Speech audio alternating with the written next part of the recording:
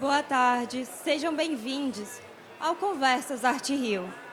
Instituto Cultural Vale apresenta Franz Krasberg. Ao acordar, a natureza estava preta e branca.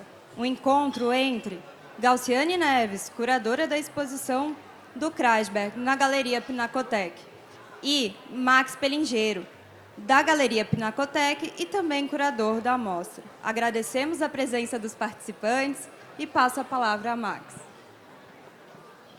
Boa noite a todos. Um prazer estar com vocês hoje aqui falando do Krasberg. Essa exposição, na realidade, ela foi uma rede de afetos, né? Você lembra bem, né? Como começou tudo.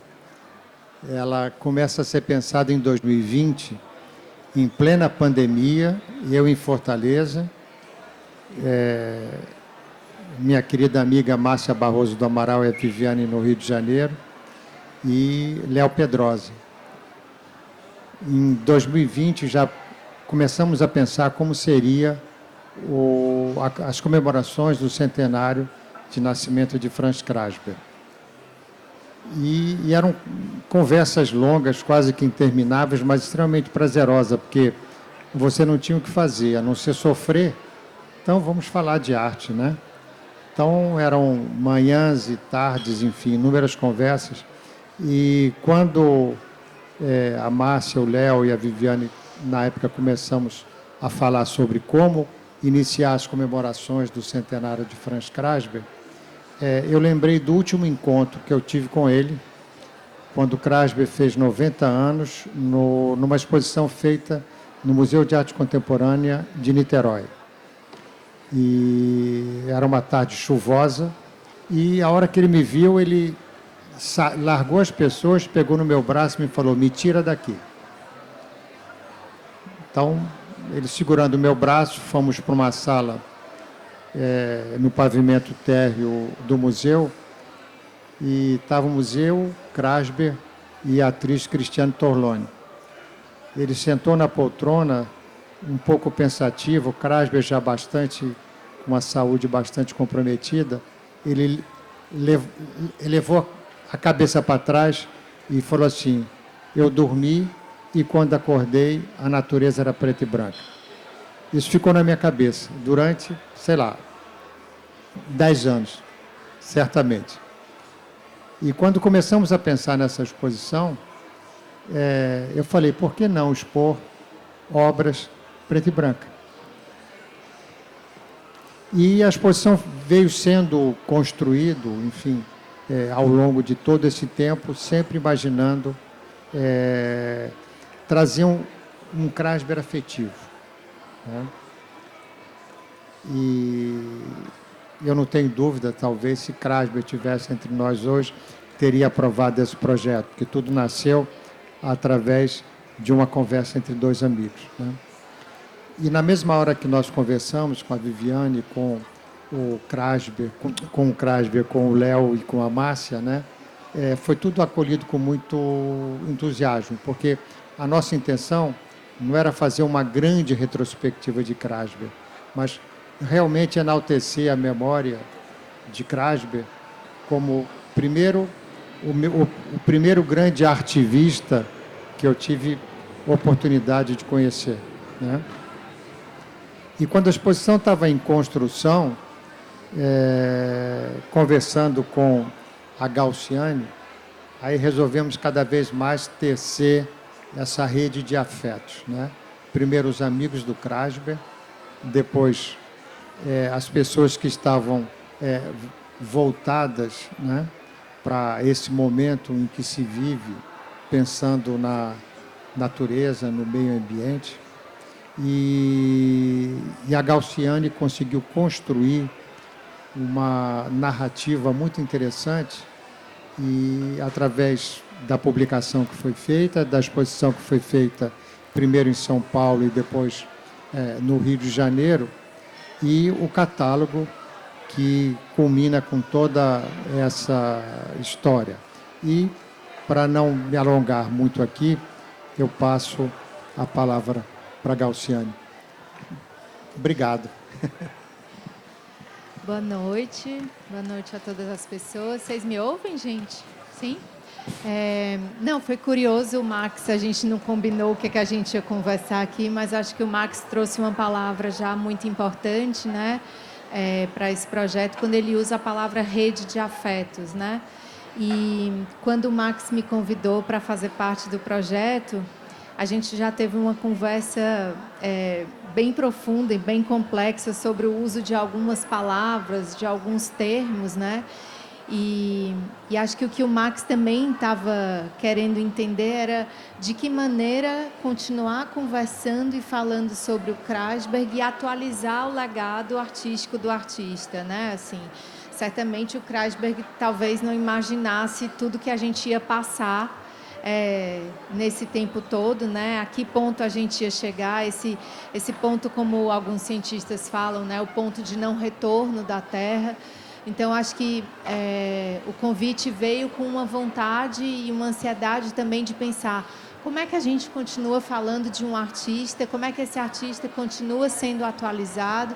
E acho que muito do que a gente começou a entender, né, Max, tem a ver com o que o Frederico Moraes fala, e eu acho que é uma fala muito acertada quando ele diz que a história de uma obra de arte é uma história que segue sendo contada cada vez que um trabalho é visto, cada vez que se escreve sobre o trabalho, cada vez que o trabalho é exibido, né? Ou seja, camadas e camadas vão se acrescentando ao trabalho e o trabalho segue ganhando atualizações, o trabalho segue ganhando camadas de percepção.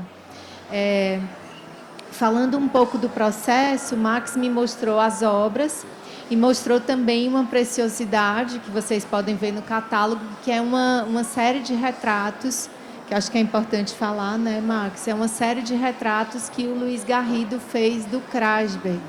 E são fotos de uma intimidade, né, Max? Assim, frutos de uma intimidade, frutos de uma amizade que ali só alguém que era muito próximo ao Krasberg conseguia retratar. Você quer falar um pouco disso? Quero.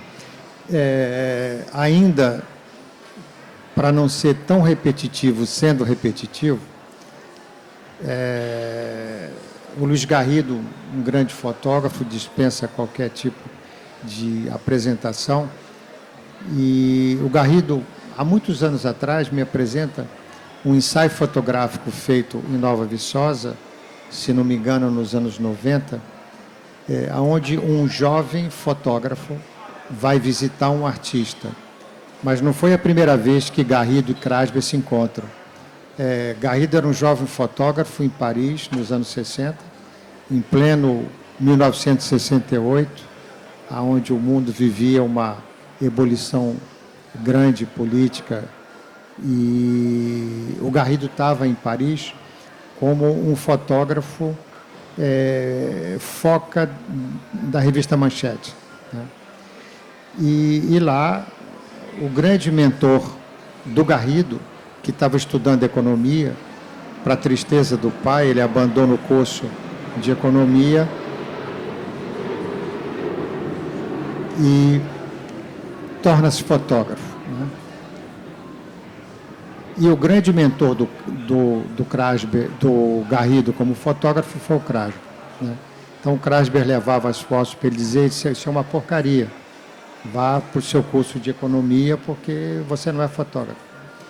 Mas tanto ele insistiu que o Krasberg começou a educar o olhar, né?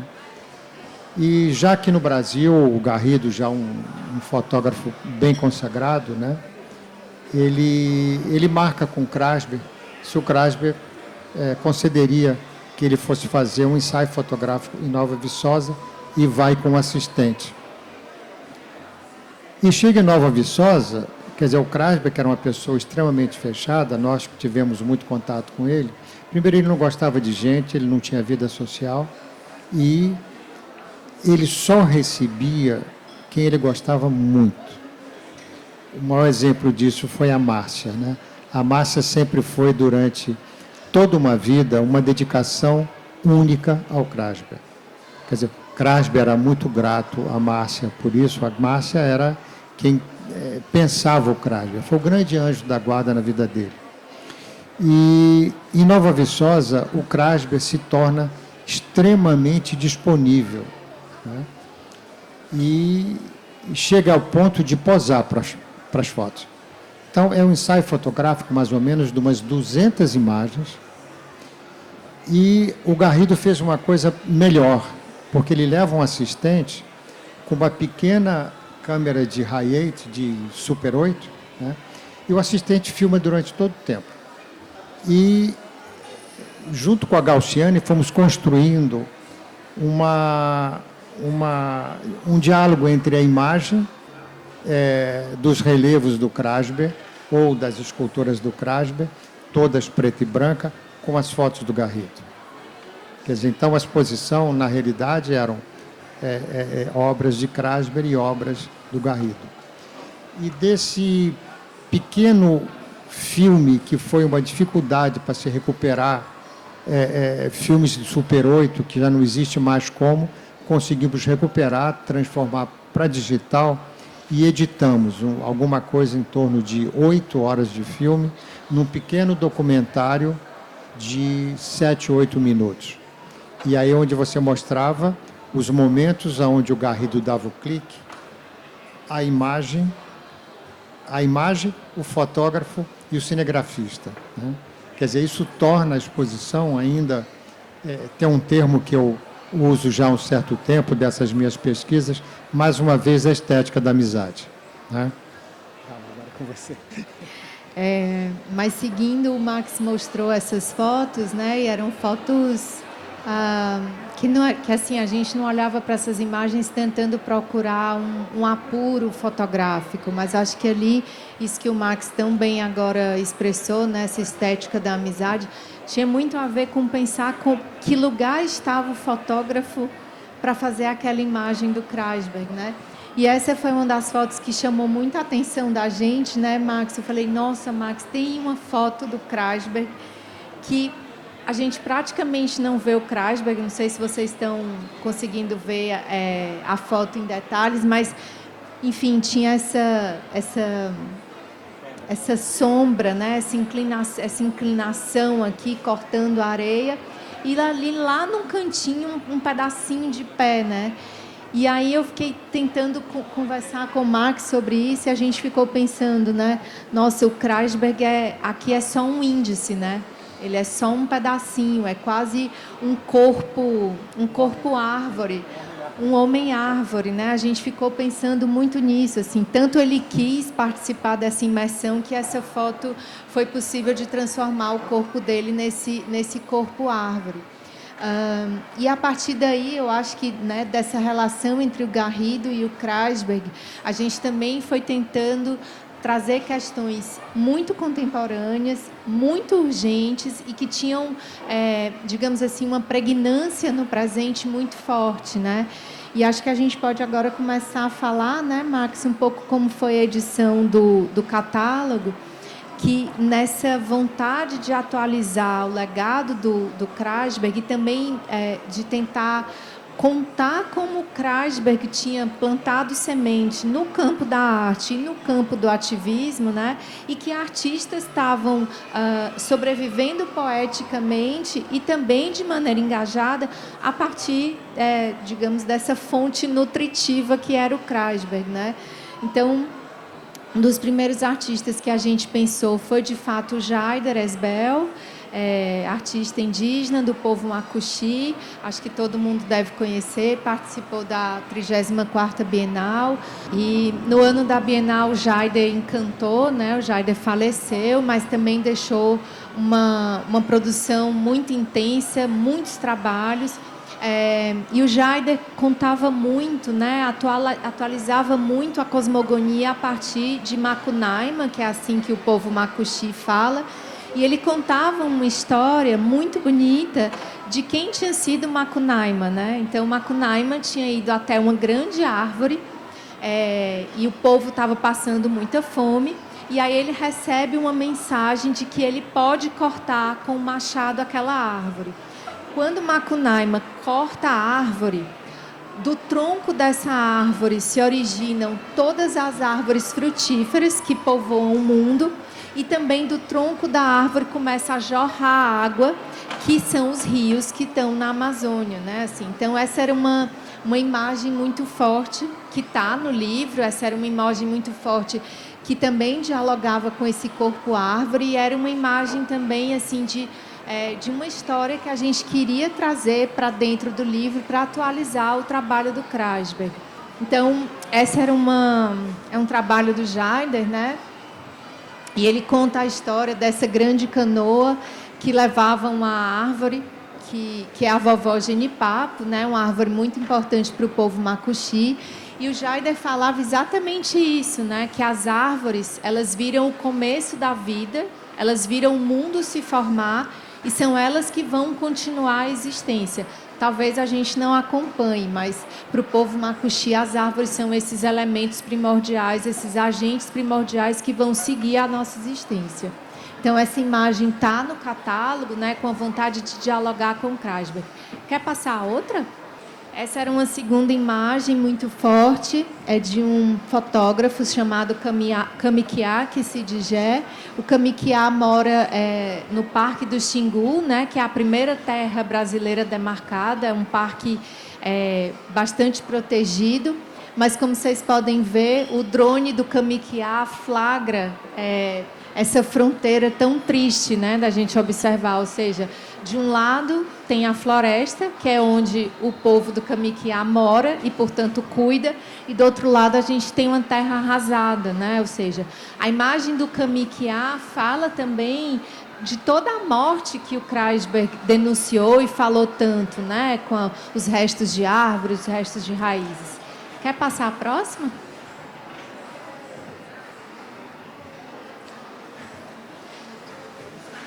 E esse é o Adivânio, um artista mineiro que mora muito perto de Ouro Preto. O Adivânio teve contato com o Krasberg, ou seja, o Krasberg foi lá em Nova Viçosa, desculpa, o Krasberg foi lá em Lavras Novas, que é a comunidade, o quilombo onde o Adivânio mora, onde o Adivânio vive. E eles foram trocar, né? O Krasberg foi querer conhecer a mata de onde vinha o trabalho do Adivânio.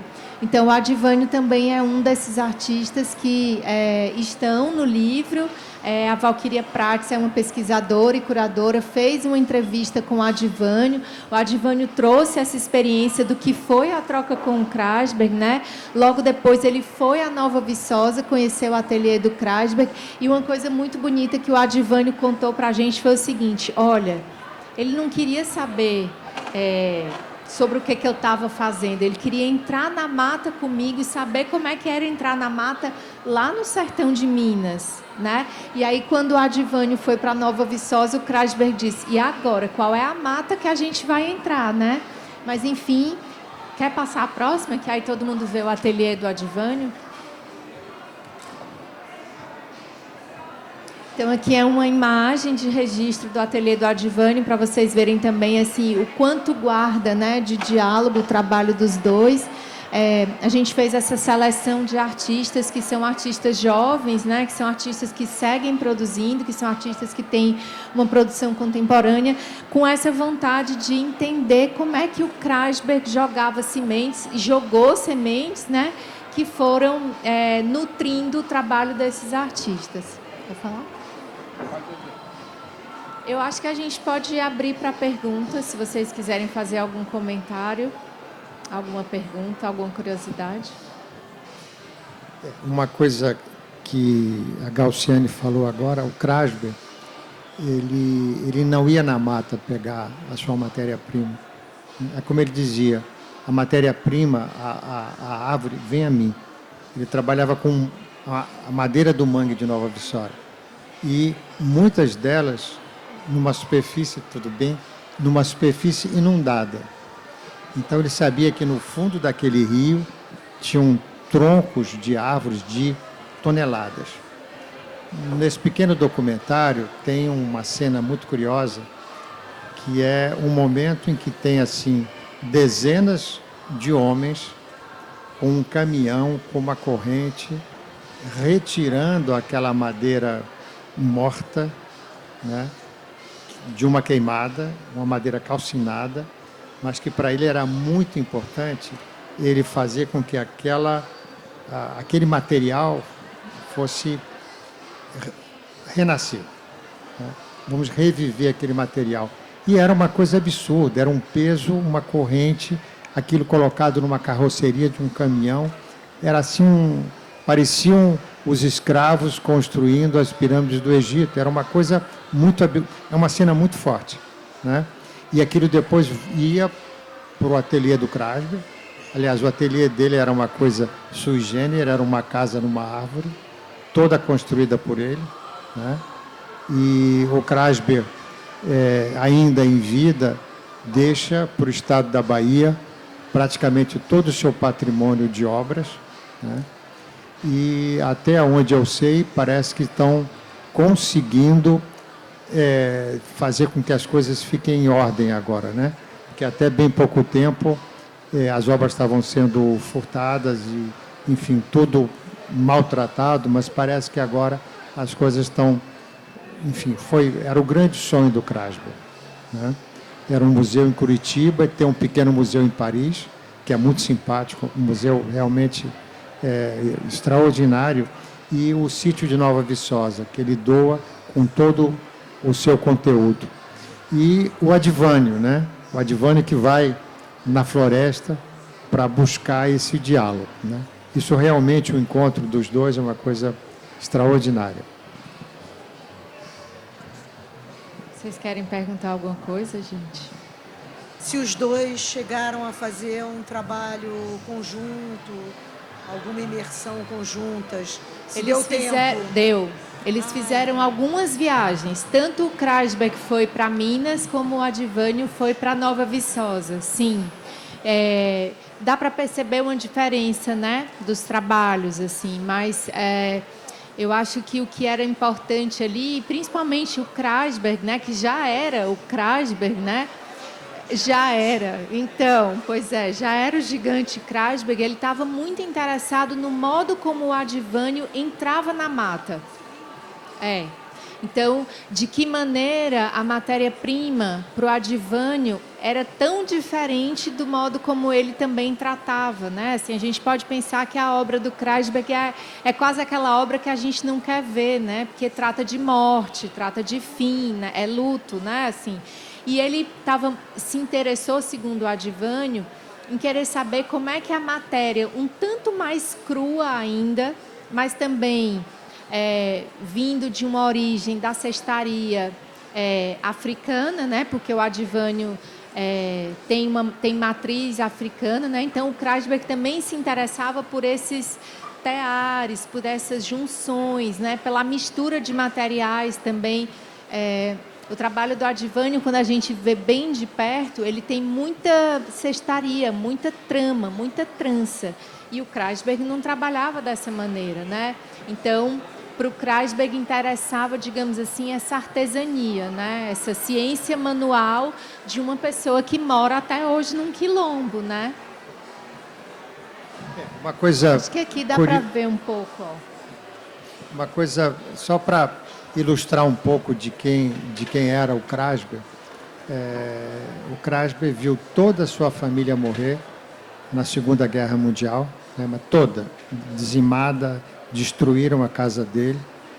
E, enfim, ele emigrou para o Brasil nessa ocasião, foi para Curitiba, foi recebido pela família Klabin, trabalhou com a família Klabin durante alguns anos. E a maior escola para os artistas brasileiros era a Bienal de São Paulo. Essa foi todos os grandes artistas brasileiros iniciantes, Sérvulo Esmeraldo, enfim, Aldemir Martins, todos iam à Bienal como montadores. Quer dizer, eles se submetiam a um trabalho... bem, naquela época... era um trabalho extraordinário, porque você tinha contato com a arte do mundo. Você via Max Bill, você via o mundo inteiro. O Sérvulo Esmeraldo teve contato com Friedlander, que era um dos maiores gravadores franceses, né? Então, todos iam trabalhar na Bienal, e o Krasber veio trabalhar na Bienal, tá? Depois o Krasber deixa de trabalhar na Bienal e vai expor na Bienal. esse momento também é um momento muito interessante, né? E nos anos 60, o Krasber já conhecia na França um grande crítico de arte, também artivista, chamado Pierre Restany. Então, Pierre Restany, Krasber e Sepp Banderek, que era um pintor, também era um homem que tinha uma preocupação com a natureza, com o meio ambiente, vão para a Amazônia e vão ver a situação da Amazônia e antevendo aquilo que a gente passa hoje, né? A preocupação com as queimadas, a preocupação com a devastação. Isso estamos falando há 50 anos atrás, aliás, 60 anos atrás. Isso foi nos anos 60. E lá eles redigem o Manifesto do Rio Negro, que é considerado, entre todos os grandes manifestos brasileiros, um dos mais importantes, né? Quer dizer, um crítico francês, um judeu polonês e mais o Sepp Banderek, que também era judeu. Quer dizer, eles, a grande preocupação do Krasber, que até os últimos dias de vida, eu dormi e a natureza era preta e branca. Eu consegui compreender isso de uma tal forma. Tive com a Cristiane Torlone há pouco tempo e ela me comentava, nossa, nós fomos testemunho ocular de um momento tão singular na vida do Krasber, ele já com a saúde muito fragilizada. Uma festa em homenagem a ele, no segundo andar, ele deixou todo mundo, ele queria, enfim, falar assim, algo extremamente pessoal, né? Lembro demais do gesto dele, né? Ele encostou, levantou a cabeça e falou assim, eu dormi e quando acordei a natureza era preta e branca. E aí eu imagino uma grande queimada, natureza preta e branca, né? Sem cor, sem vida. E quando começamos a falar, foi a primeira coisa que veio, e aí imediatamente Márcia, Léo, Viviane, olha, é isso que a gente quer fazer, né? E conseguimos botar de pé 2 anos depois, né? Isso mesmo. Quando agora recentemente eu tive a sorte de ir para Ouro Preto e o Adivânio, a gente fez uma conversa lá também e ele falou de uma vez que o Krasberg estava visitando Ouro Preto e parece que o Krasberg já recebia algumas ameaças, né? Enfim, já era uma pessoa avisada, enfim, por conta da luta. E aí ele trancou no cofre do hotel tudo que era importante, assim. Colocou no cofre documento, dinheiro e tal. E quando ele foi embora de Ouro Preto, não conseguiram abrir o cofre. E aí o Krasberg foi embora com o cofre embaixo do braço. E o Adivânio disse que até hoje lembra dessa história, porque mesmo lá em Ouro Preto, ele andando de uma forma muito simples, com o tal do cofre embaixo do braço, ele queria entrar na mata, né? Ele queria conhecer o lugar onde aquelas pessoas moravam, ele queria conhecer como é que aquelas pessoas viviam, né? Principalmente as pessoas que moram na periferia de Ouro Preto, nos quilombos que tem ao redor de Ouro Preto. Então, essa é a memória que o Adivânio guarda do Krasberg. Mais alguma pergunta, gente? Se algum de vocês tiver interesse no livro, está no andar superior, né? E obrigado. Obrigada, Marta. Obrigado a vocês, tá bom? Viva o Krasber!